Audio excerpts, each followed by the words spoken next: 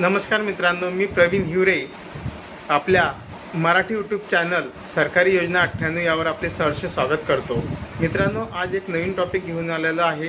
PVC आधार card हे by post घरी कसं मागवावे घर बसल्या आपल्या मोबाईलवरून।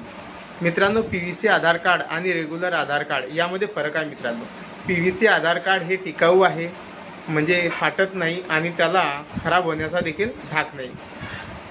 पोर्टेबल आहे, कुठेही सहज तुम्ही वॉलेटमध्ये नेऊ शकतात। मित्रांनो, रेग्युलर आधार कार्ड पण तुम्ही वॉलेटमध्ये नेऊ शकतात, परंतु पावसामध्ये भिजल्यानंतर किंवा हवेतील आर्द्रतेने ते खराब होऊ शकते आणि त्यावर झेरॉक्स देखील व्यवस्थितरित्या येऊ शकत नाही। मित्रांनो, चला तर मग वेळ न वाया घालवता आपण मोबाईलच्या PVC आधार कार्ड मोबाईलवरून घरबसल्या कसे मागवावे सविस्तररित्या जाणून घेऊया।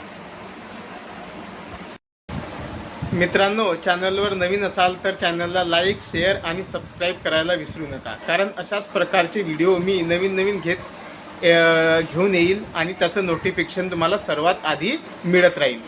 मित्रांनो, मोबाईलच्या गुगल क्रोम ब्राउझरवरती जायचं आहे, ओपन करून घ्यायचं आहे।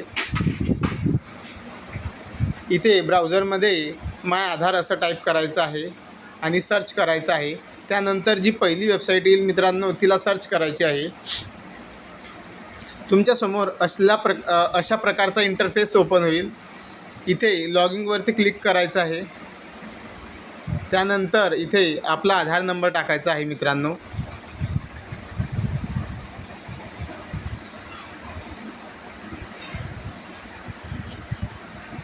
त्यानंतर कॅप्चा पण टाकून घ्यायचा आहे।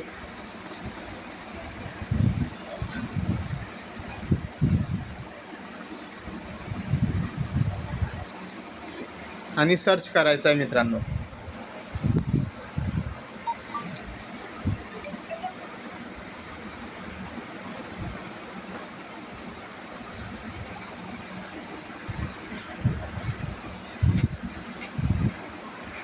आणि इथे OTP टाकून लॉगिन करायचं आहे। मित्रांनो,